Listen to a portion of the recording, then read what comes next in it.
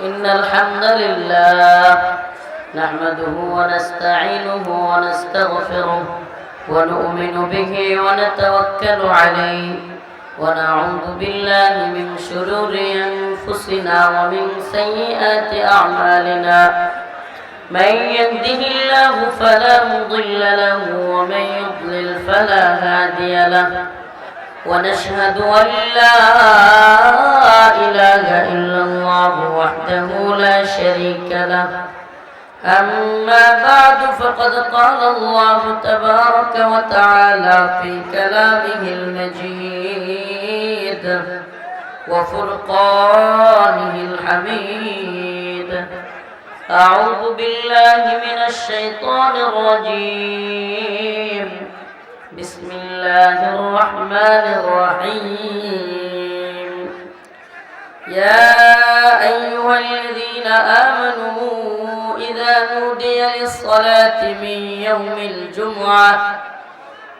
يوم الجمعة فاسعوا إلى ذكر الله وذروا البيع ذلكم خير لكم إن كنتم تعلمون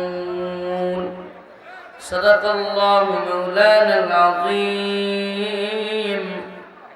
وصدق رسوله النبي الكريم ونحن على ذلك من الشاهدين والشاكرين والحمد لله رب العالمين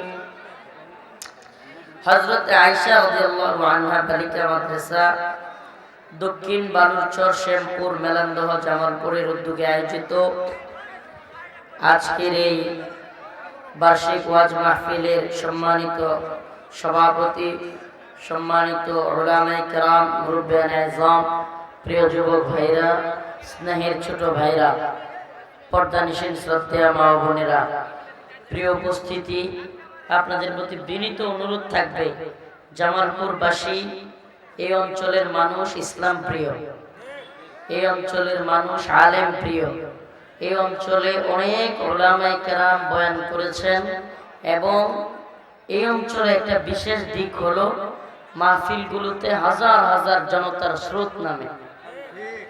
এটা দ্বীনের প্রতি ভালোবাসা, দরদ থেকেই এটা হয়। অতএব আমার রিকোয়েস্ট থাকবে, আপনারা যেহেতু মাহফিলে আসেন, কোরআনের কথা শোনেন, কোরআনকে ভালোবাসেন, এজন্য কেউ মজমা যেহেতু ভরপুর, কেউ হই হুল্লোড় করবেন না, দয়া করে। এই এই ওই যে টুপিওয়ালা রাগ করতেছেন, রাগ করবেন না, দয়া করে।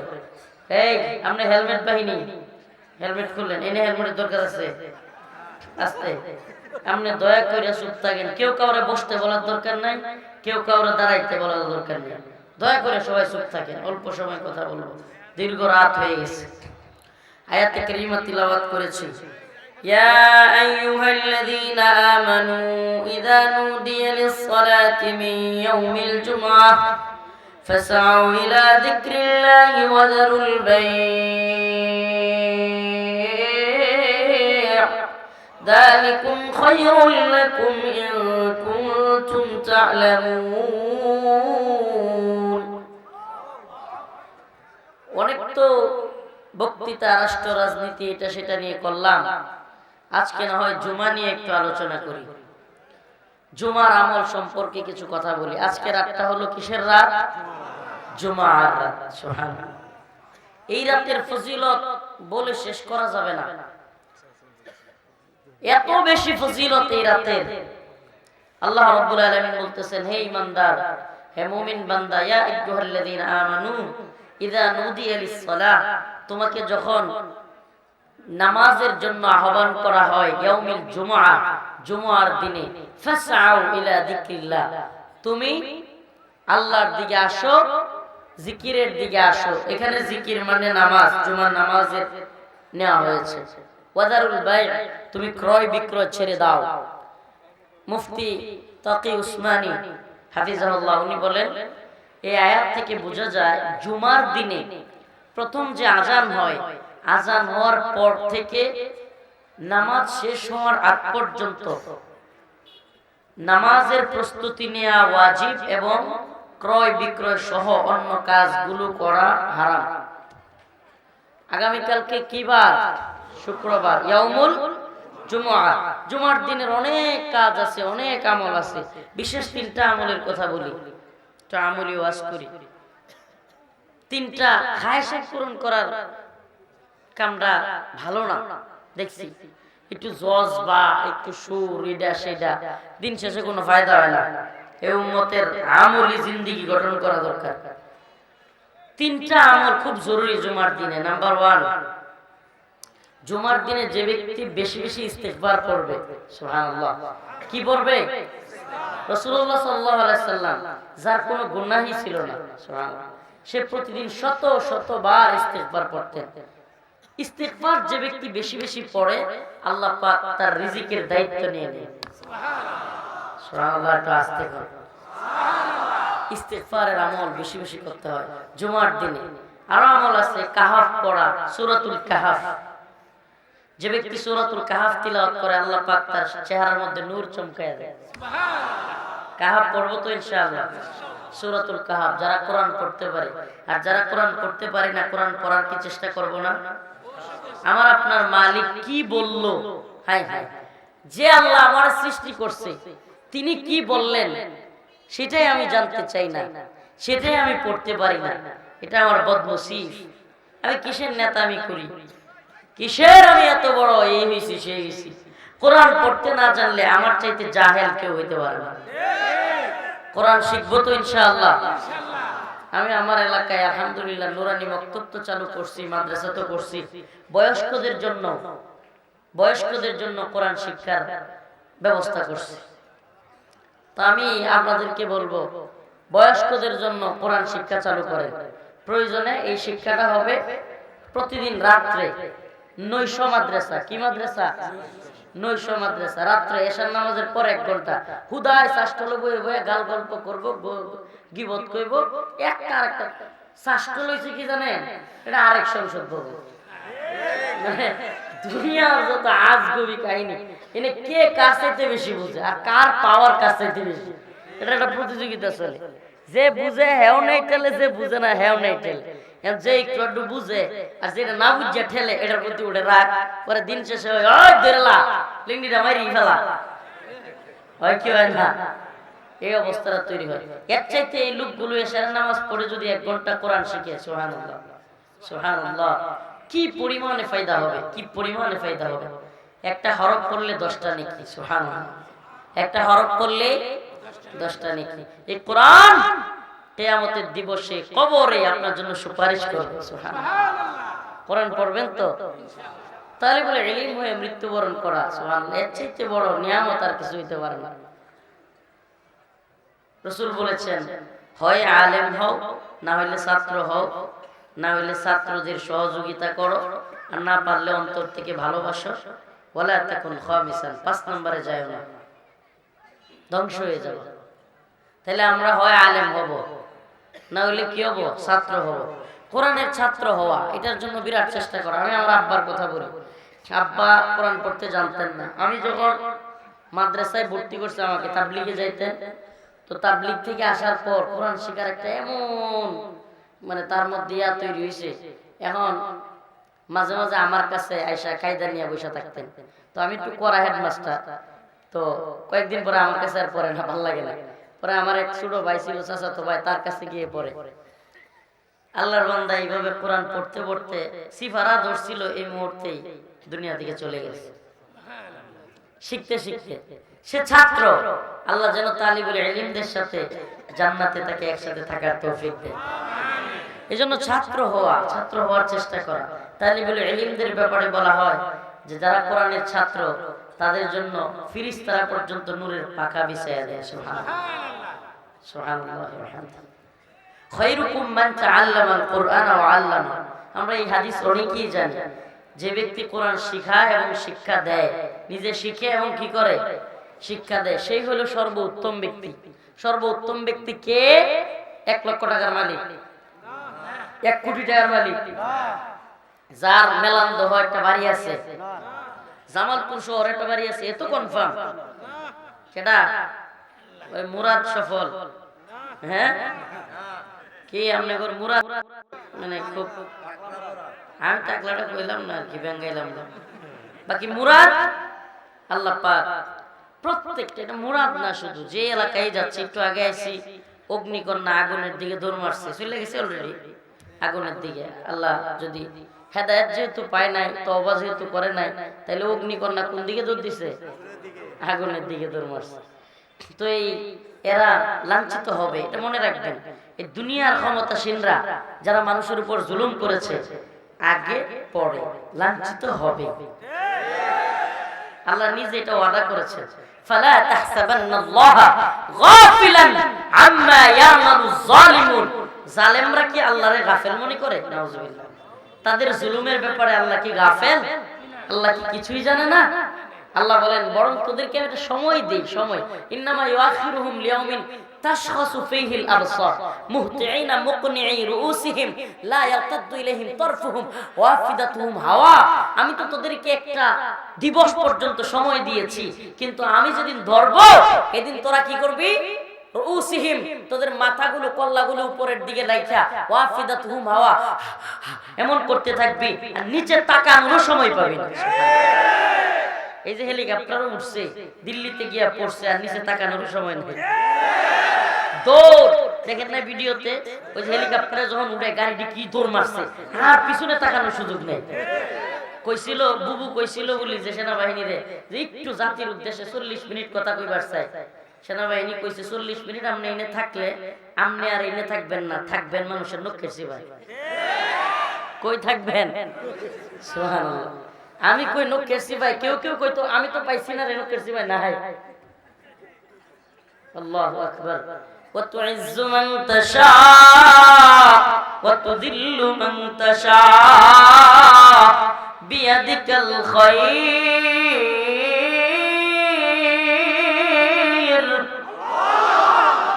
ইন্নাকা আলা কুল্লি শাইইন কাদির।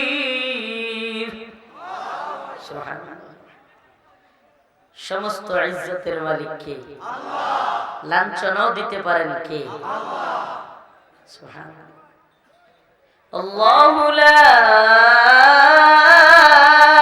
ইলাহা ইল্লা হুয়াল হাইয়ুল কাইয়্যুম লা তাখুযুহু সিনাতুন ওয়া লা নাওম। সুবহানাল্লাহ। তিনি হাইয়ুন, তিনি কাইয়্যুম, তিনি চিরঞ্জীব, তিনি অবিনশ্বর, তিনি এমন এক স্রষ্টা যিনি সব করেন। কুলিল্লাহুম্মা মালিকাল মুলক তুতিল মুলকা মান তাশা ওয়া তানজিউল মুলকা মিম্মান তাশা। আল্লাহ বলেন আমি ইচ্ছা করে একটু ক্ষমতা দেই, আবার মন চাইলে ওয়া তানজিউল মুলকা মিম্মান তাশা, টান মেরে লয়ে যাইগা। সুবহানাল্লাহ। তাবারাকাল্লাযী বিয়াদিহিল মুলক ওয়া হুয়া আলা কুল্লি শাইইন কাদির।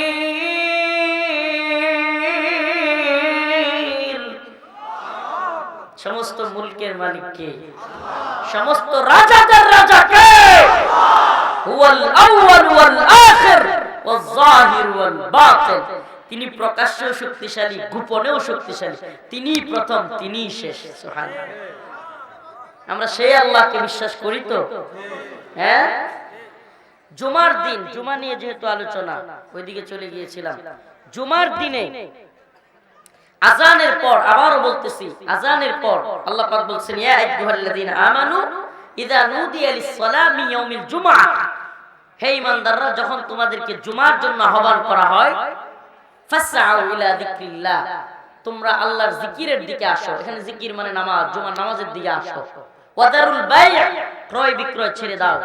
হে ব্যবসায়ী ভাইরা, জুমার দিন আযানের পরে আজকে থেকে নিয়ত করেন আর কোনো বেচাকেনা করব।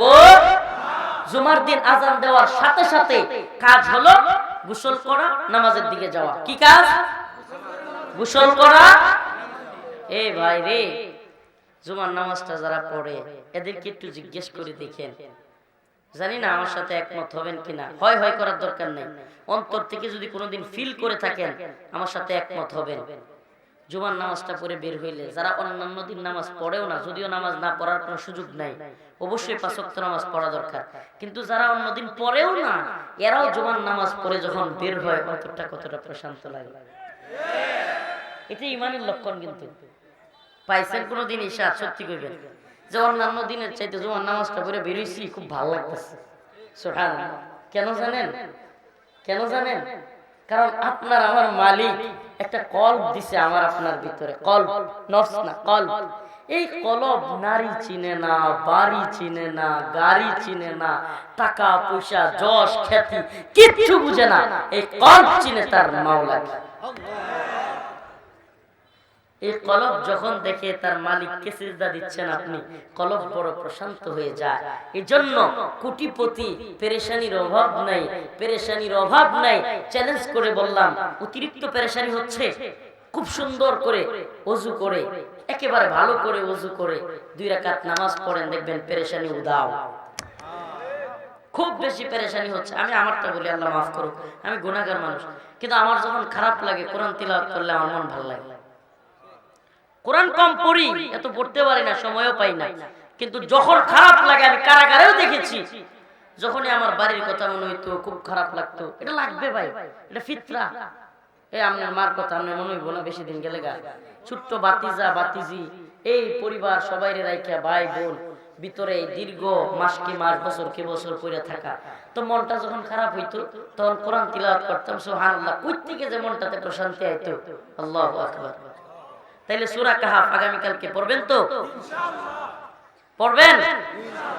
কালকে জুমার নামাজ আগামীকালকে পড়বেন। তাহলে আজকে এশারের নামাজের দরকার নেই। ফজর ফজর ফজর পড়বেন। হাত তুলিয়েন না, ফজর আজকে পড়ছে, এই হাত তুলিয়েন না, সর্বনাশ হয়ে যাবো, অনেকগুলো হাত উঠতো না, পরে এটি অপমান হইব। অপমান করার উদ্দেশ্য না। আজকে ফজর পড়েছি এই কথা যদি জিজ্ঞেস করা হয় কয়টা হাত উঠবে? উঠবে না, অনেক হাত বাকি থাকবে। কি হয়ে গেল আমাদের? আল্লাহর ফরজ বিধান আমরা কি মানবো না? মানবো কি মানবো না? এ ভাই, আসরের নামাজের ফজিলতের কথা একটু বলি আপনাদেরকে। সুবহানাল্লাহি ওয়া বিহামদিহি। সালাত বিন বুস্তান, সালাত বিন বুস্তান আমাদের সালাফদের একজন, উনি চক্ষু, ওনার দৃষ্টি শক্তির সমস্যা হয়ে গেছিল। তো আসরের নামাজের পরে, জুমার দিন কোন সময়? আসরের নামাজের পরে ওনার বন্ধু বান্ধবরা মিলে ওনার জন্য মন থেকে দোয়া করতেছিল, আল্লাহ আমার এই সালাত বিন বুস্তান, আমাদের এই বন্ধুকে আপনি ভালো করে দেন, সুস্থ করে দেন। দোয়া করতেই আছে, কান্নাকাটি করতেই আছে।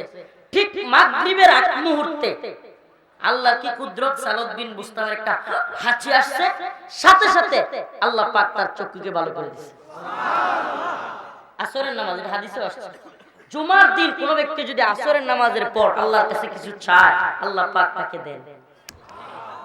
আগামীকালকে এই যে রাতটা পহেলি জুমার নামাজের দিন, আসরের পরে চাইবো তো ইনশাআল্লাহ। বিখ্যাত তাবেঈ সাঈদ ইবনে জুবায়ের, উনি আসরের নামাজ পড়ে মাগরিবের আগ পর্যন্ত কারো সাথে কথা বলতেন না। সুবহানাল্লাহ। আসরের নামাজ পড়ে মাগরিবের আগ পর্যন্ত কি করতেন না?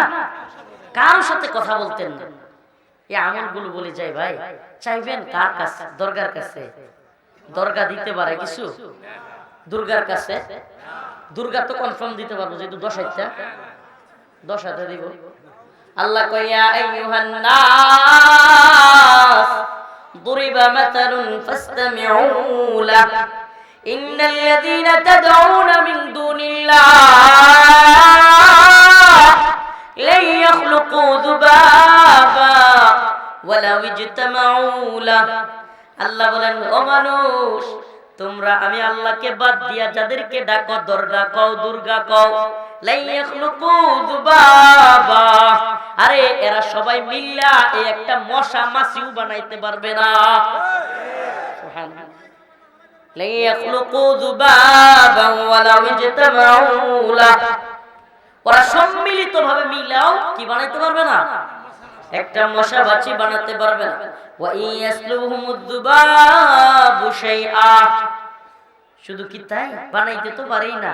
এই মশা মাছি তাদের সামনে থেকে খাওয়ান কেড়ে নিয়ে গেলে রক্ষা করতে পারে না। সুবহানাল্লাহ কয় না?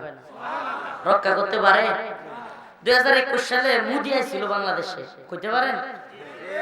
আমাদের বুবু উনি সব আলেমরারে মুদিরে খুশি করতে গিয়া সব আলেমদেরকে ভিতরে ভরে দিছিল। তো মুদি সাতক্ষীরায় গেছে, কই সাতক্ষীরা গিয়া তাদের এক মহাশক্তিশালী দেবীরে একটা মুকুট দিয়ে আসছে। মুকুট কি দিছে? মুকুট। এখন এইবার পূজায়, এই যে কয়েকদিন আগের পূজায় আল্লাহর কি কুদরত, এই মুকুট নাই, কেন লয়ে গেছে। এখন তদন্ত কমিটি গঠন হয়েছে এই মুকুট খুঁজে বের করার জন্য। মুকুট আমাদের এক ভাই সে পোস্ট করছে ফেসবুকে যে আমি তদন্ত কমিটিকে তদন্তের স্বার্থে আমি তাদেরকে পরামর্শ দিব, আপনারা দ্রুত মহাশক্তিশালী দেবীর কাছে জিজ্ঞেস করুন কে তার মুকুট নিয়ে গেছে। আয়াতটা যেহেতু মনে পড়ছে বলেই ফেলি। আয়াতটা যেহেতু বলছি, ইন্নাল্লাযীনা তাদউনা মিন দুনিল্লাহ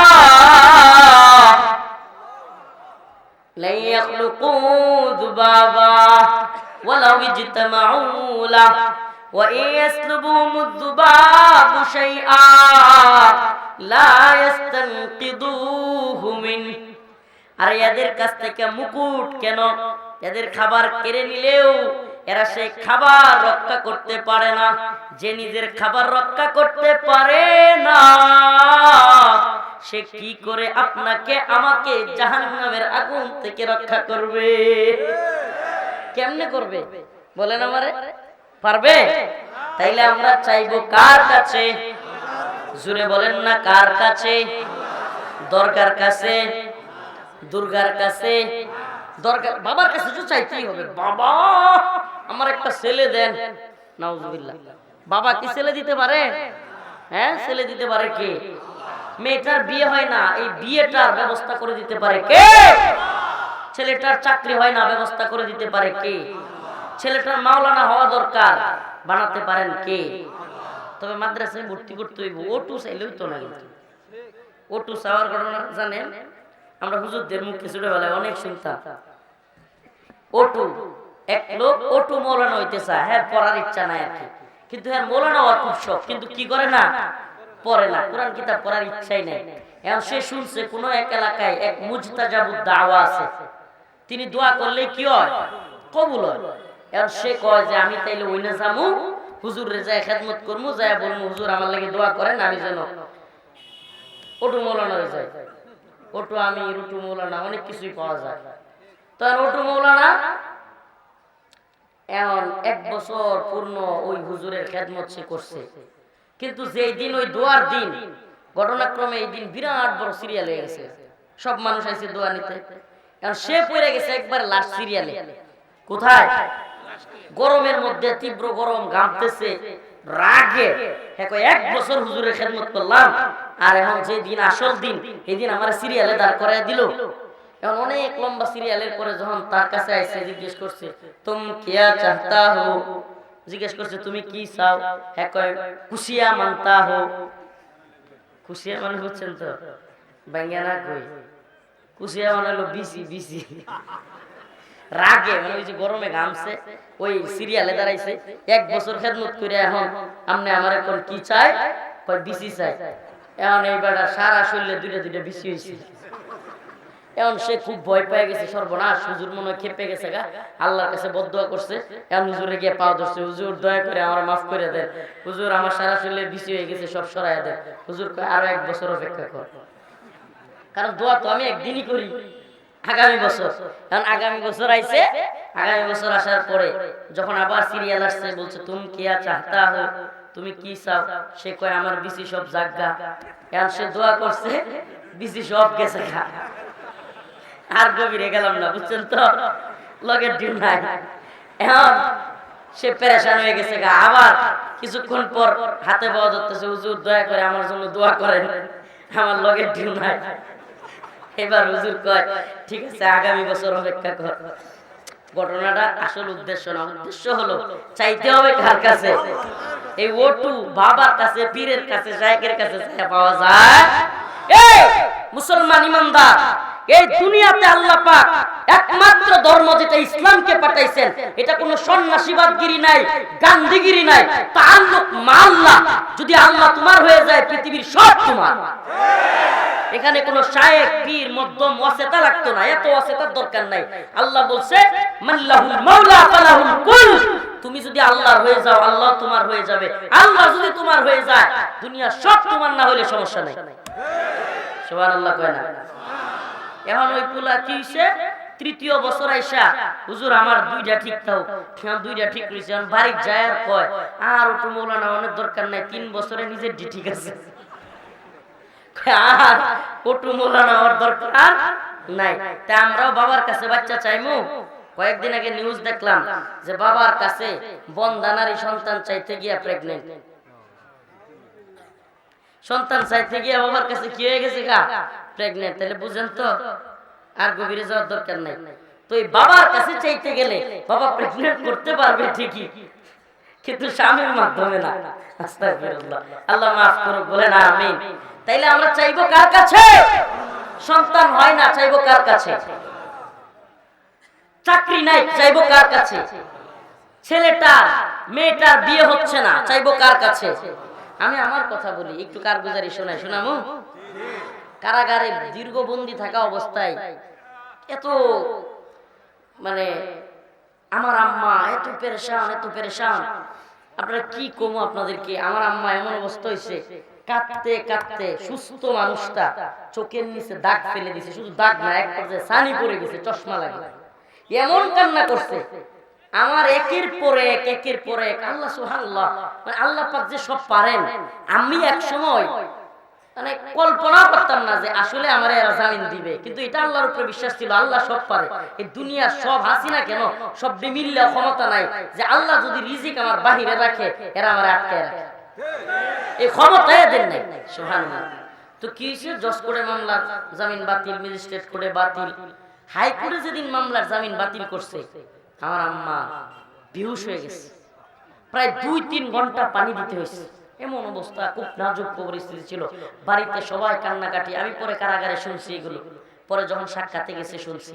আহা, দেখেন এই হাইকোর্ট সুপ্রিম কোর্ট বাতিল হওয়ার পরে বাংলাদেশের সর্বোচ্চ আদালতের নাম বলে সুপ্রিম কোর্ট, এখানেও বাতিল হওয়ার পরে আর তো ভরসা নাই। চিন্তা করতেছি, আল্লাহ আপনি চাইলে এটা সব ভাঙ্গা চুরিও বাই করতে পারবেন, এটা আমি বিশ্বাস করি। তো আপনি একটা ব্যবস্থা করে দেন আল্লাহ। সুবহানাল্লাহ, আল্লাহর কি কুদরত, জজ কোর্ট থেকে সব মামলার জামিন হয়ে গেছে, সবটি একসাথে দাও। এখন এই পর্যন্ত 31-32 মাসের মধ্যে, মানে একবারে প্রায় তো 3 বছর, এর মধ্যে কোনো দিন আমার আয়েশা বলে নাই যে হুজুর আসেন আপনার জামিন হইছে। এই তারিখে প্রথম গিয়ে একবারে টুবলা সহ সব কাপড় চোপড় কয় হুজুর গুছান, আপনারা নিয়ে যাবেন।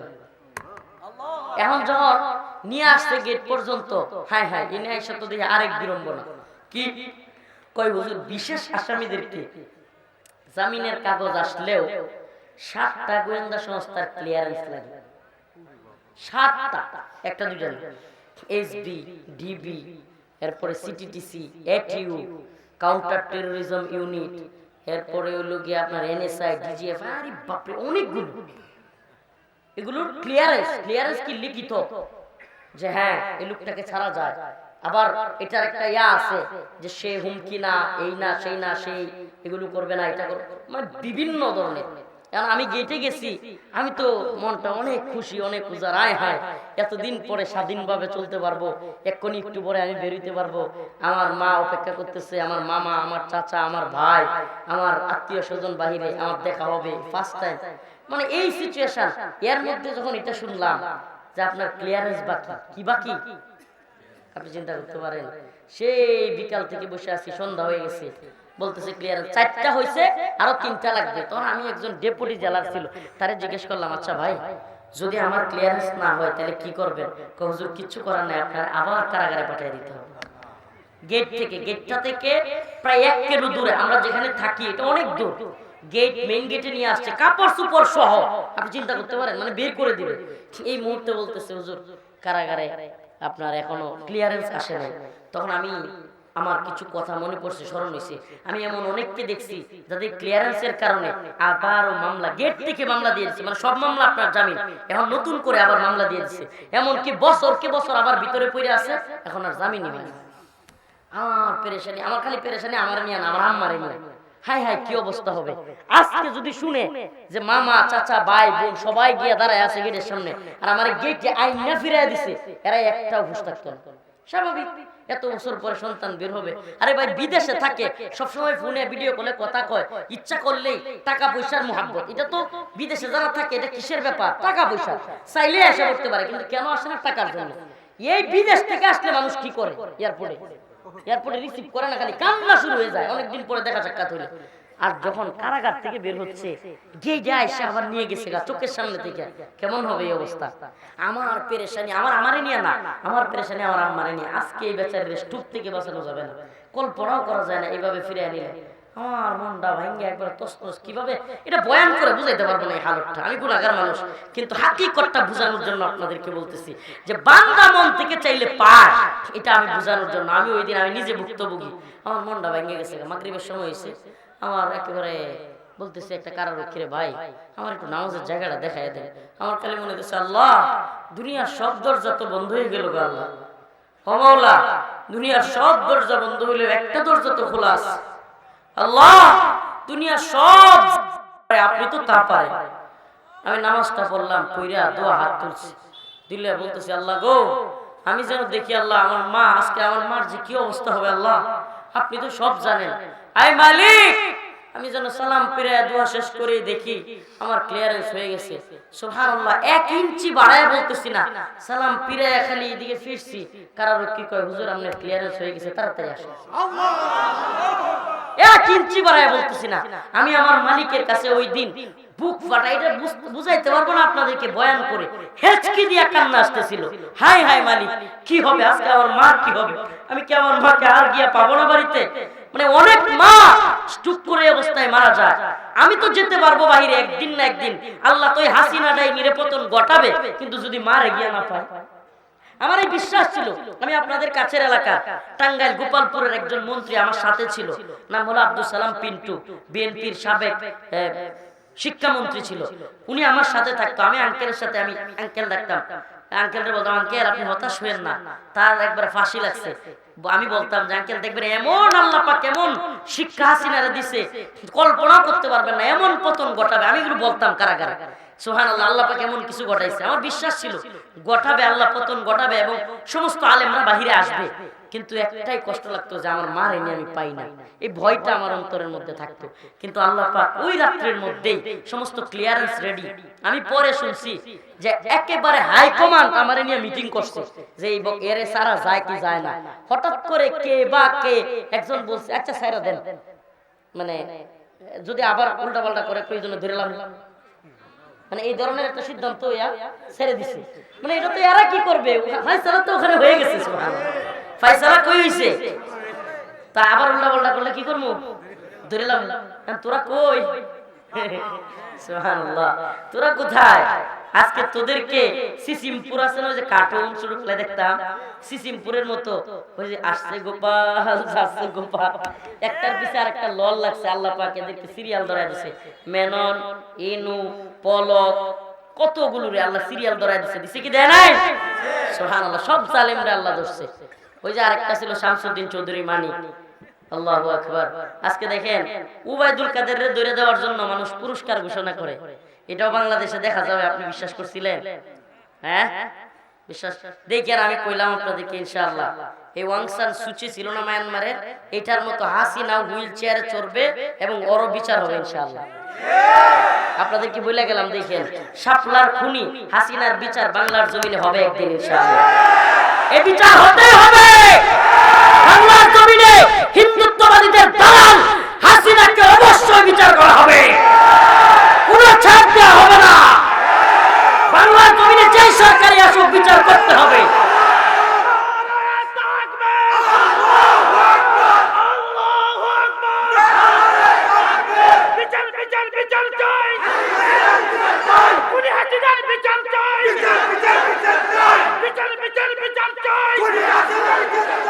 আমরা একটা কথা